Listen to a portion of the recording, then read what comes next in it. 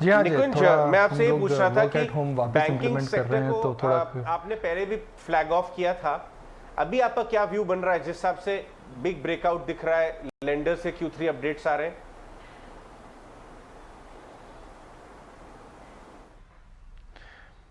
अजय देखिए, banking sector में जैसा हम लोग मेंटेन कर रहे हैं कि एक अंडर परफॉर्मेंस है, वह एक अंडर परफॉर्मेंस हो सकता है, आउट परफॉर्मेंस हो जाए। और अंडर परफॉर्मेंस आउट परफॉर्मेंस जो होता है कि हमेशा रिलेटिव बेसिस पे देखा जाता है। हमने देखा था दिसंबर के महीने के अंदर, हालांकि ऐसा कोई बैंक्स के लिए ख़राब नहीं कुछ आया था, मगर मार्केट भी ठीक थे, वॉलिटिलिटी ज़्यादा थी, मगर जो बैंक निफ्टी है वह काफ़ी अंडर परफॉर्म कर रहा है। तो अंडर परफॉर्मेंस के कारण क्या थे?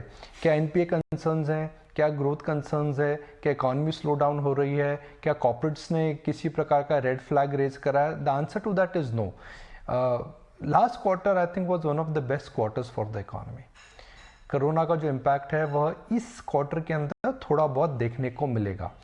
तो जब इकोनॉमी अच्छी चल रही है, एनपीए कंसर्न्स हमारे पीछे हो चुके हैं, फिनटेक को लेकर के जो एक वैल्यूएशन स्केयर आया था ट्रेडिशनल बैंक्स के अंदर, ट्रेडिशनल एनबीएफसी के अंदर, वह खत्म हो चुका है। तो क्या कारण था भाई बैंक्स नीचे गए? मेरे हिसाब से प्रमुख कारण था अंडर परफॉर्मेंस का एफआई सेलिंग। एफआई बड़े शेयर्स बेच रहे थे, इनकी बैंक्स में ओनरशिप ज़्यादा है और उन्होंने बेचा तो उसका सीधा प्रभाव छोटे बैंक्स में भी पड़ा था। सेकंड, इन्फ्लेशन का स्केयर आ गया था। मगर मैं मेरे दर्शकों को दोबारा बताना चाहूँगा कि जब इन्फ्लेशन आती है तो इन्फ्लेशन अक्सर पहले चरण में डिमांड की वजह से आती है, जिसके अंदर बैंक्स को बेनिफिट होता है। क्यों बेनिफिट होता है भाई? आपने डिपॉजिट करा और ब्याज दर बढ़ गई, तो सपोज आपके डिपॉजिट पे बैंक्स आपको 4 या 4.5% या 5% इंटरेस्ट रेट रहता है। मगर जब इंटरेस्ट रेट बढ़ती हैं तो बैंक्स जब लोगों को पैसा देता है, लेंडिंग करता है, तो लेंडिंग की रेट वो बढ़ा देता है। तो डिपॉजिट पहले चरण में नीचे होते हैं और आपकी लेंडिंग ऊपर होती है, तो आपके मार्जिन पहले चरण में बढ़ते हैं। तो अगर रेट्स बढ़ते भी हैं तो पहले चरण के अंदर बैंक्स को बेनिफिट मिलेगा, मेरा ये मानना है। तो इन दो फैक्टर्स को अगर हम जोड़ें, इकोनॉमी की स्थिति और बैंक्स का अंडर परफॉर्मेंस, तो मुझे लगता है कि जो बैंक्स में जो हमने एक तकनीकी ब्रेकआउट देखा, एक टेक्निकल ब्रेकआउट देखा, एक अंडर परफॉर्मेंस देखा है, मेरे को लगता है वो ठीक हो सकता है। अब जो नया सेक्टर है मेरे हिसाब से जिस पे नज़र रखनी चाहिए अजय, वह रहेगा इंश्योरेंस सेक्टर। देखिए, इंश्योरेंस सेक्टर को पिछले साल बहुत मार पड़ी थी, ज़बरदस्त मार पड़ी थी। 2020 में मार पड़ी थी, 2021 में मार पड़ी थी।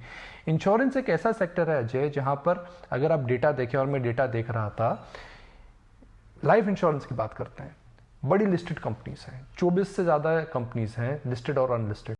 यह एक सेक्टर है जहां पर अनऑर्गेनाइज्ड प्लेयर्स और non listed players are losing market share to the listed players. यह ट्रेंड काफ़ी पॉपुलर है। एलआईसी का इशू मुझे लगता है आ जाएगा, जिस तरह से सरकार से हमें इंडिकेशन आ रहे हैं, तो हो सकता है एलआईसी का issue, recent under performance, the market share gain for listed players, growth coming back, all of these factors are telling me that insurance sector के अंदर भी आने वाले दिनों में, स्पेशली लाइफ इंश्योरेंस में, उछाल आ सकता है।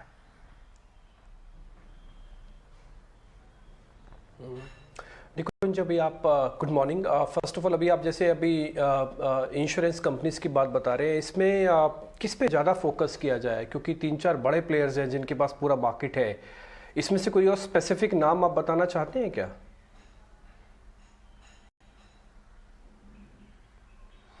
टिम्बी, लाइफ इंश्योरेंस में फोकस ज़्यादा इस समय रखिए। लाइफ इंश्योरेंस में इस समय ज़्यादा फोकस इसलिए रखना चाहिए बिकॉज जो कोरोना काल के अंदर सेकेंड वेव के समय जो कैजुअलिटीज़ हुई थी, और हम फिंगर्स क्रॉस करते हैं कि इस समय कोरोना के नंबर हालांकि फैल रहे हैं, मोर्टेलिटी नहीं बढ़े, तो इस समय मार्केट को लगता है भाई let's see how the entire Omicron wave is moving. और इसकी वजह से इंश्योरेंस कंपनीज में जो ग्रोथ वापस आ रही है, मार्केट उसको फैक्टर इन नहीं कर रहा है because markets are in a wait and a watch mode.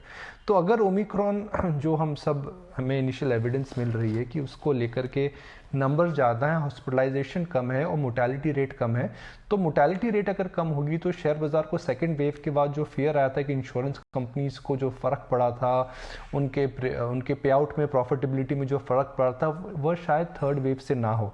तो अगर ये सिनारियो प्ले आउट होता है तो जाहिर है life insurance companies will have an edge over other, will have a edge. तो जो बड़ी 3-4 कंपनियां हैं, सबसे बेहतरीन कंपनी अगर आप देखें ब्रांड और रीच के हिसाब से HDFC लाइफ है, मगर वह रीच है। स्टेट बैंक ऑफ इंडिया का डिस्ट्रीब्यूशन बहुत अच्छा है।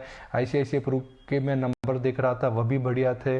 तो कुल मिलाकर के अगर आपको खेलना है तो एक बास्केट में ही खेलना पड़ेगा, मगर top 2-3 insurance companies right now are looking interesting for a medium term.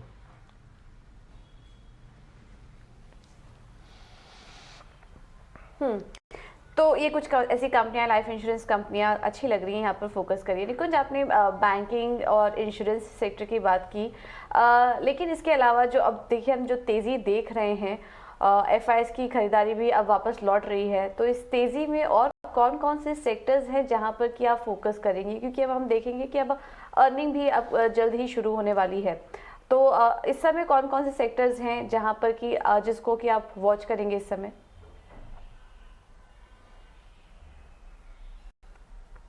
देखिए पूजा, बड़ा सेक्टर तो IT रहेगा, जाहिर है।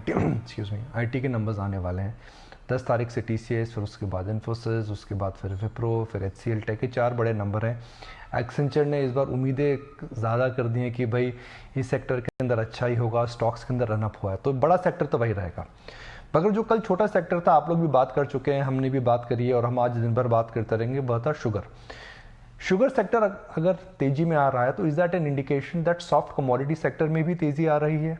1 सेकंड, क्या इस समय कमोडिटी सेक्टर रिविजिट करना चाहिए?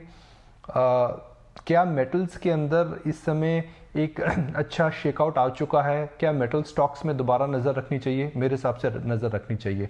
तो कुछ दिन के लिए मुझे लगता है कि मेटल, सॉफ्ट कमोडिटीज़, ये जो पॉकेट है, इस पर दोबारा नज़र रखनी चाहिए।